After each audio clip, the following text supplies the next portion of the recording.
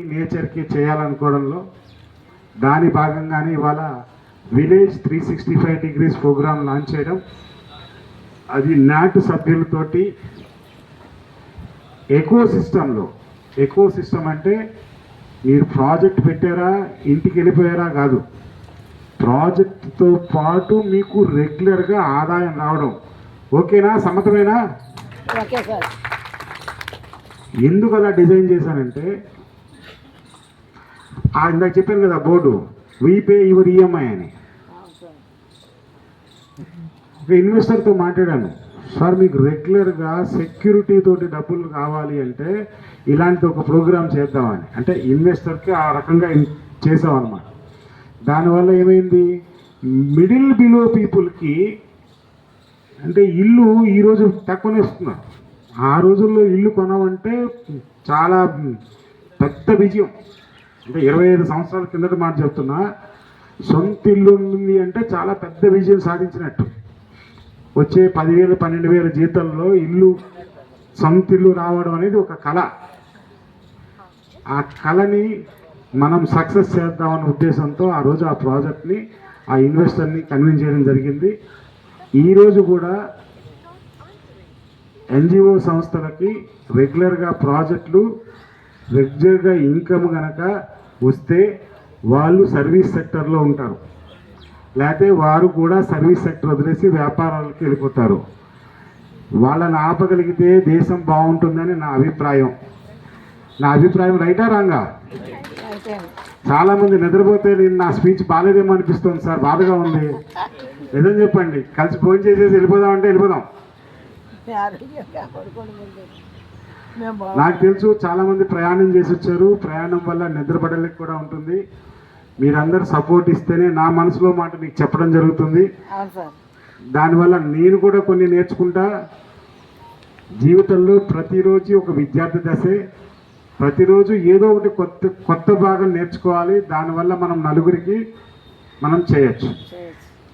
So మొట్టమొదటి కార్యక్రమంగా మనం సాయిల్ ట్రాన్స్ఫర్మేషన్ చేస్తున్నాం. రెండవ కార్యక్రమంలోనేమో యానిమల్ ఫీడ్ ఇస్తున్నాం.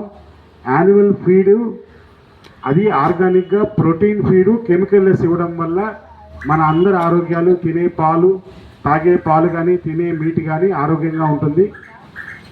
మూడోది మనకు సంబంధించిన ప్రాజెక్ట్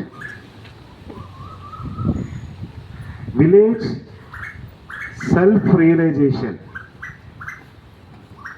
విలేజ్ సెల్ఫ్ రియలైజేషన్ అంటే స్వయం ప్రతిపత్తి మీద విలేజ్ని డెవలప్ చేయడం.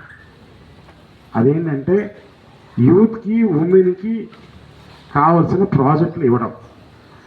దానికి మీకు సంబంధం ఏంటి? అసలు దానికి మీకు ఇందా గురుగారు కూడా చెప్పారు, మేము ఫుడ్కి సంబంధించిన ఏదో ఏర్పాటు చేసాము, టైలరింగ్ చేయించాము, విద్య నేర్పించాము. ఇలా రకరకాల మీకు అందుబాటులో ఉన్న ఫ్రెండ్స్ తోటి చాలామందిని డెవలప్ చేశారు. కానీ ఇప్పుడు కూడా నేను అదే మాట్లాడుతున్నాను. నేనేం పాపడలు మాట్లాడట్లేదు, అప్పడాలు, కూరగాయలు. అంటే యూత్కి ఇవాళున్న ఉమెన్ ఎంపవర్మెంట్లో ఆదాయం కనపడక, ఆ ఆదాయానికి ఇంట్రెస్ట్ లేక మీరిచ్చే సర్వీస్ని వాళ్ళు కంటిన్యూ చేయట్లేదు. ఇది మనం నిజం మాట్లాడుకుందాం. మీరు ఎంత టైలరింగ్, ఎంత ట్రైనింగ్ ఇచ్చినా విలేజ్లో ఆమె నెలకి 5,000 10,000 సంపాదించగలుగుతుందండి?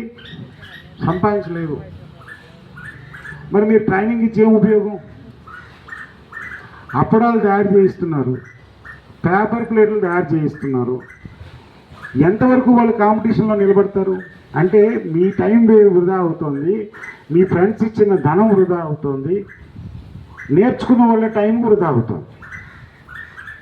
మేక్ ఇన్ ఇండియా ప్రోగ్రాం లాగా మీరు కూడా ఎఫ్బి సంస్థతో కలిసి గ్రామం లెవెల్లో ఒక వ్యాపారం స్టార్ట్ చేయాలి, ఒక ఇండస్ట్రీ. మొత్తం పాన్ ఇండియా మీద చూసుకుని మన వాళ్ళు 50,000 మంది ఉంటే 50,000 ఇండస్ట్రీలు స్టార్ట్ అయినట్టు. ఎంతండి? 50,000 ఇండస్ట్రీస్. ఇది ఒక రికార్డ్. అప్పుడు జర్మనీ